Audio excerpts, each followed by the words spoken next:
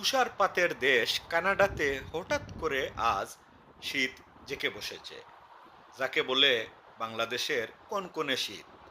গতকালও তাপমাত্রা ছিল 27 ডিগ্রি সেলসিয়াস, রোদ ছিল এবং দিনের আবহাওয়া খুবই ভালো ছিল।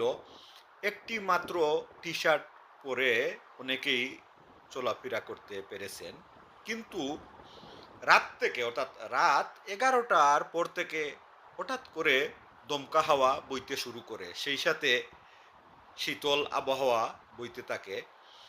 আজ কানাডাতে তাপমাত্রা 14 ডিগ্রি সেলসিয়াসে নেমে গেছে। এই তাপমাত্রার পতনে শীত জেঁকে বসেছে। আজ কনকনে শীত, রোদ আছে, এই যে দেখতে পাচ্ছেন রোদ আছে, কিন্তু এই প্রখর রোদেও কনকনে শীত।